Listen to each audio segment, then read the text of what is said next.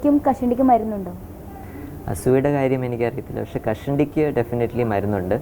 കഴിഞ്ഞ 30-40 വർഷമായിട്ട് മരുന്ന് അവൈലബിൾ ആണ്, അത് FDA അപ്രൂവ്ഡുമാണ്.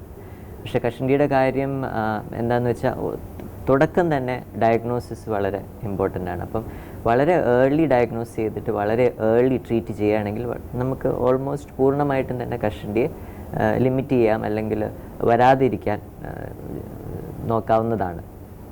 പക്ഷെ വളരെ ലേറ്റ് ആയി കഴിഞ്ഞാൽ അപ്പോഴത്തേക്കും കഷണ്ടി മൂലം നഷ്ടപ്പെട്ട ഹെയർ ഫോളിക്കിൾസ് അത് തിരിച്ച് വരാൻ ബുദ്ധിമുട്ടായിരിക്കും. അതുകൊണ്ട് തന്നെ വളരെ നേരത്തെ തന്നെ ട്രീറ്റ് ചെയ്യുന്നത് വളരെ അത്യാവശ്യമാണ്. കഷണ്ടിക്ക് ട്രീറ്റ്മെൻറ്റ് ഉണ്ട്. ഈ ഹെൽമെറ്റ് ഒക്കെ വെക്കുമ്പോൾ കഷണ്ടി വരും, അതിൽ കാര്യമില്ല. കാരണം കഷണ്ടി എന്നുള്ളത് ഒരു ജനറ്റിക് പ്രോബ്ലമാണ്. നമ്മുടെ ജീൻസിൽ എഴുതി വെച്ചിട്ടുണ്ട് കഷണ്ടി വരാനുള്ളതാണോ അല്ലയോ എന്ന്. ഈ ഹെൽമെറ്റ് വെക്കുന്നത് കൊണ്ടാണ് കഷണ്ടി, അല്ലെങ്കിൽ എനിക്ക് താരനുള്ളത് കൊണ്ടാണ് കഷണ്ടി എന്നൊക്കെ പല പല പല അഭിപ്രായങ്ങൾ അങ്ങനെ ഉണ്ട്. പക്ഷെ എല്ലാത്തിലും ഒരു യുക്തിയില്ല.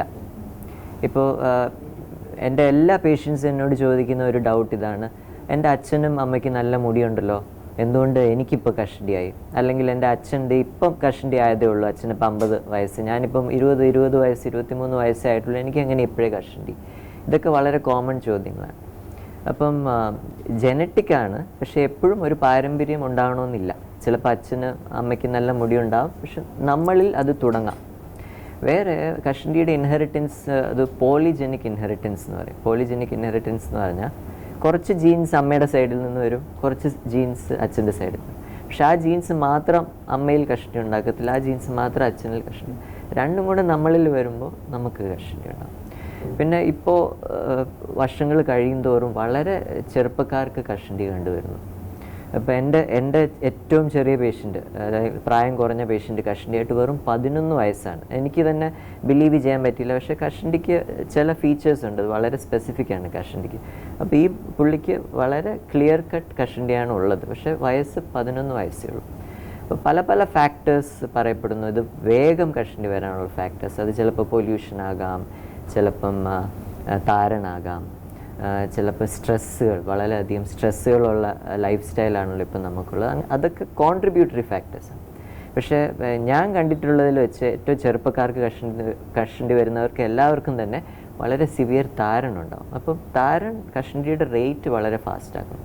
പക്ഷേ കഷണ്ടി ജനറ്റിക്കായിട്ട് ഉള്ളവർക്ക് മാത്രമേ താരൻ ഫാസ്റ്റ് ആക്കത്തുള്ളൂ, അല്ലെങ്കിൽ കഷണ്ടി പ്രവണത ഇല്ലാത്തവർക്ക് താരൻ കൊണ്ട് മുടി കൊഴിച്ചിൽ വരണമെന്നില്ല. ഈ ചൂട് കഷണ്ടിയായി ബന്ധപ്പെട്ടതാണ്. മരുഭൂമിയിലൊക്കെ പണിയെടുക്കുന്നവർക്ക് കഷണ്ടി വരുന്നത്. അപ്പോൾ കോൺട്രിബ്യൂട്ടറി ഫാക്ടേഴ്സ് ആയിട്ട് പറയുന്നത് പറയുന്നത് സൺലൈറ്റ് എക്സ്പോഷർ, അതും ജനറ്റിക് പ്രീഡിസ്പോസിഷൻ, അല്ലെങ്കിൽ കഷണ്ടി വരാൻ സാധ്യതയുള്ളവർക്ക് കൂടുതലായിട്ടുള്ള വെയിൽ അടിക്കുന്നത് വേഗം കഷണ്ടിയിലേക്ക് പോകുന്നു. അത് സൺലൈറ്റ് ഒരു കോൺട്രിബ്യൂട്ടറി ഫാക്ടർ. പക്ഷെ സൺലൈറ്റ് മാത്രമാണോ കഷണ്ടി ഉണ്ടാക്കുന്നതെന്ന് വെച്ചാൽ അല്ല. ആ ഒരു ജനറ്റിക് പ്രിഡിസ്പോസിഷൻ ഉണ്ടെങ്കിൽ മാത്രമേ വെയിലും മറ്റുള്ള ഫാക്ടേഴ്സും കഷണ്ടി ഉണ്ടാക്കൂ.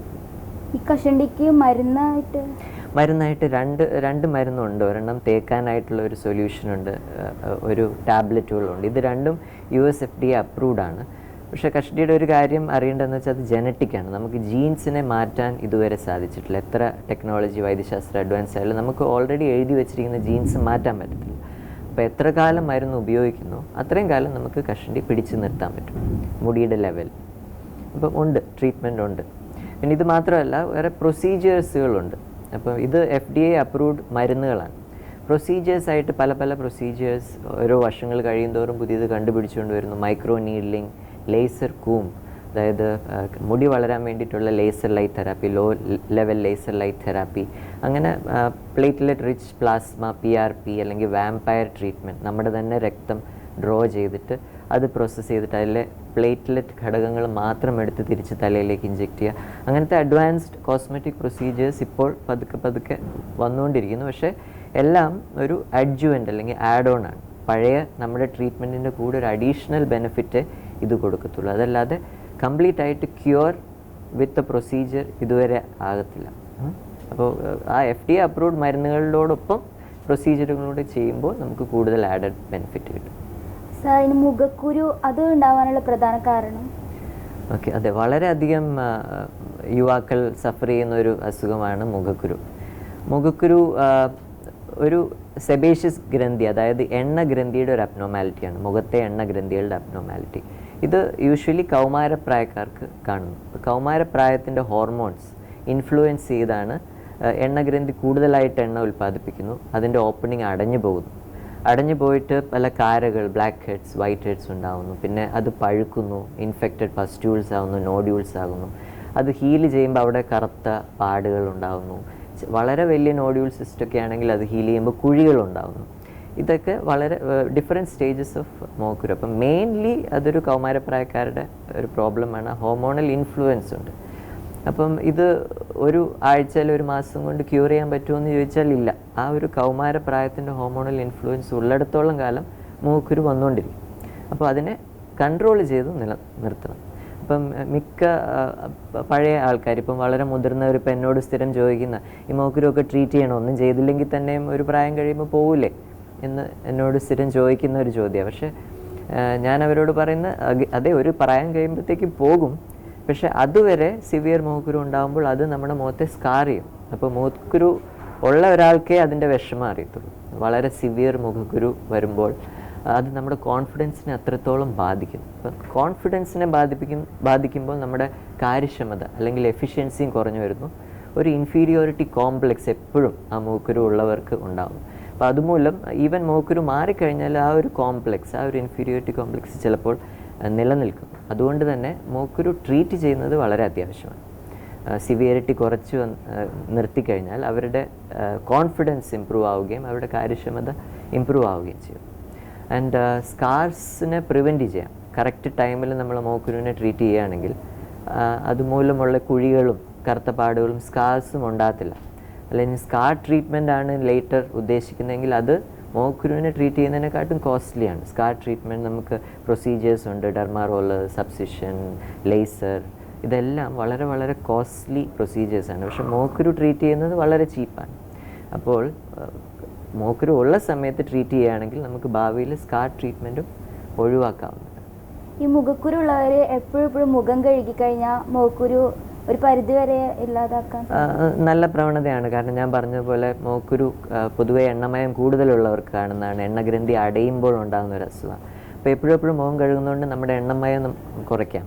പ്ലസ് മൂക്കുരുവിൻ്റെ ആ പോഴ്സ് അടയുന്നത് നമുക്ക് പ്രിവെൻറ്റ് ചെയ്യാം. അപ്പോൾ ഇടയ്ക്കിടയ്ക്ക് കഴുകുന്നത് നല്ലതാണ്. ഒരു മൈൽഡ് ക്ലെൻസർ, ഓയിലി സ്കിന്നിന് വേണ്ട ഒരു മൈൽഡ് ക്ലെൻസർ അല്ലെങ്കിൽ സാലിസിലിക് ആസിഡ് അടങ്ങുന്ന ഒരു ക്ലെൻസർ വെച്ച് മുഖം റിപ്പീറ്റഡായിട്ട് കഴുകുന്നതും വളരെ നല്ലതാണ്. ഡയറ്റ് വളരെ ഇമ്പോർട്ടൻ്റ് ആണ് മൂക്കുരുവിന്. മൂക്കുരുവിന് ചില ഭക്ഷണ സാധനങ്ങൾ മൂക്കുരു കൂട്ടുന്നു. അത് ഇപ്പോൾ പബ്ലിഷ് ചെയ്ത ആർട്ടിക്കിൾസിലെല്ലാം പാൽ പ്രോഡക്ട്സും പാലും വളരെ നൊട്ടോറിയസ് ആണ് മൂക്കുരു കൂട്ടാൻ. അതിന് പല മെക്കാനിസം പറയുന്നുണ്ട്. അപ്പോൾ കഴിയുന്നതും പാല്, cheese, chocolate, milk chocolates, ice creams, പിന്നെ ഭയങ്കര ഷുഗറി ഫുഡ്സ്, വളരെയധികം ഷുഗറി ഫുഡ്സ് പെട്ടെന്ന് എണ്ണഗ്രന്ഥിയെ സ്റ്റിമുലേറ്റ് ചെയ്യും, കൂടുതൽ എണ്ണമയം ഉണ്ടാവുകയും ചെയ്യും. അപ്പോൾ കഴിയുന്നതും ഷുഗറി ഫുഡ്സും പാൽ പ്രോഡക്ട്സും റെസ്ട്രിക്റ്റ് ചെയ്യുന്നത് വളരെ നന്നായിരിക്കും. മിറിൻഡ, ഫാൻഡ, പെപ്സി, ടാങ്, ഇതുപോലെ പല പല കാർബണേറ്റഡ് ഷുഗറി ഡ്രിങ്ക്സ് ഉണ്ടല്ലോ, അതും കഴിയുന്നതും ജങ്ക് ഫുഡ്സും ഇതെല്ലാം ഒന്ന് ലിമിറ്റ് ചെയ്യുന്നതായിരിക്കും നല്ലത് മൂക്കുരുക്കാർക്ക്. പിന്നെ കഴിയുന്നതും മുഖത്ത് ക്രീമുകൾ തേക്കാതിരിക്കുക. കാരണം ക്രീമുകൾ മിക്കതും ഗ്രീസിയാണ്, ഓയിലിയാണ്. ഓൾറെഡി ഓയിൽ ഗ്രന്ഥി അടയുന്നു, ഓയിൽ ഗ്രന്ഥി കൂടുതലായിട്ട് ആക്റ്റീവ് ആയിരിക്കുന്ന സ്റ്റേറ്റാണ് മൂക്കുരു. അപ്പോൾ കഴിയുന്നതും കൂടുതൽ ഓയിലി ക്രീംസ് തേക്കാതിരിക്കുന്നതായിരിക്കും നല്ലത്. ഈ മുഖത്ത് കുരുള്ളവർ ഏത് തരം ഫേസ് വാഷ്, സോപ്പൊക്കെ യൂസ് ചെയ്യുന്നത്? ഞാൻ സോപ്പ് റെക്കമെൻഡ് ചെയ്യാറില്ല. യൂഷ്വലി ഫേസ് വാഷാണ് റെക്കമെൻഡ് ചെയ്യുന്നത്. കാരണം സോപ്പ് കുറച്ച് ആൽക്കലൈനാണ്, സ്കിന്നിനെ ഇച്ചിരി കൂടി ഇറിറ്റേറ്റ് ചെയ്യുന്നു. Face wash usually skin P H അല്ലെങ്കിൽ അസിഡിക് പി എച്ചിലാണ് മെയിൻറ്റെയിൻ ചെയ്യുന്നത്. അപ്പോൾ മൂക്കുരുക്കാർക്ക് സാലിസിലിക് ആസിഡ് അടങ്ങുന്ന ഫേസ് വാഷസ് വളരെ നല്ലതാണ്. സാലിസിലിക് ആസിഡും സിങ്കും അടങ്ങുന്നത്. സാലിസിലിക് ആസിഡിന് ഒരു കെരറ്റോലൈറ്റിക് പ്രോപ്പർട്ടി ഉണ്ട്. അതായത് ഈ സെബേഷ്യസ് ഗ്രന്ഥി അടഞ്ഞു പോകുന്നതിനെ ഒന്ന് ഓപ്പൺ ഔട്ട് ആക്കാനും എണ്ണമയം കുറയ്ക്കാനും നല്ലതാണ് സാലിസിലിക് ആസിഡ്. ഞാൻ യൂഷ്വലി മൂക്കുരുക്കാർക്ക് ഒരു സാലിസിലിക് ആസിഡ് അടങ്ങുന്ന ഫേസ് വാഷാണ് റെക്കമെൻഡ് ചെയ്യാറ്. സാർ, തലയിൽ മുടി റൗണ്ട് ആയിട്ട് ഇങ്ങനെ പോകുന്നത് അത് എന്തുകൊണ്ടാണ്? ഓക്കെ, തലമുടിയിൽ വട്ടത്തിൽ മുടി കൊഴിയുന്ന അസുഖം, അതിനെ നമ്മൾ അലോപേഷ്യ ഏരിയേറ്റ എന്ന് പറയും. അലോപേഷ്യ ഏരിയേറ്റ എന്ന് പറയുന്ന ഒരു ഓട്ടോ ഇമ്മ്യൂൺ അസുഖമാണ്. അതായത് നമ്മുടെ തന്നെ ശരീരം നമുക്കെതിരെ തിരിയുന്നു. അങ്ങനത്തെ അസുഖങ്ങളെയാണ് ഓട്ടോ ഇമ്മ്യൂൺ അസുഖം എന്ന് പറയുന്നത്. അപ്പം നമ്മുടെ തന്നെ ശരീരത്തിൻ്റെ രോഗപ്രതിരോധ ശക്തി, അത് രോഗാണുക്കളോട് മല്ലിടുന്ന രോഗപ്രതിരോധ ശക്തി നമ്മുടെ തന്നെ മുടിക്കെതിരെ തിരിയുമ്പോൾ വട്ടത്തിൽ മുടി കൊഴിഞ്ഞു പോകും. അത് പല സിവിയറിറ്റിയിലുണ്ട്. ചിലവർക്ക് 1-2 വട്ടത്തിലുള്ള പാച്ചസ് തലയിൽ മാത്രം ഉണ്ടാകും. ചിലവർക്ക് തലയിലെ മുടി മുഴുവൻ പോകാം. അതിന് അലോപേഷ്യ ടോട്ടാലിസ് എന്ന് പറയും. ചിലവർക്ക് തലയിലെ മാത്രമല്ല ശരീരത്തിലെ എല്ലാ മുടിയും നഷ്ടപ്പെടാം ഈ അസുഖത്തിൻ്റെ ഭാഗമായിട്ട്. അതിന് അലോപേഷ്യ യൂണിവേഴ്സാലിസ് എന്ന് പറയും. അപ്പോൾ ഇതിൻ്റെ ട്രീറ്റ്മെൻറ്റ് ഇച്ചിരിയും കൂടെ ട്രിക്കിയാണ്. കാരണം നമ്മുടെ തന്നെ ശരീരമാണ് നമ്മുടെ എതിരെ തിരിയുന്നത്. അപ്പം ട്രീറ്റ്മെൻറ്റ് സാധാരണ മുടി ഒഴിച്ചിൽ പോലെയല്ല. Topical steroids, minoxidil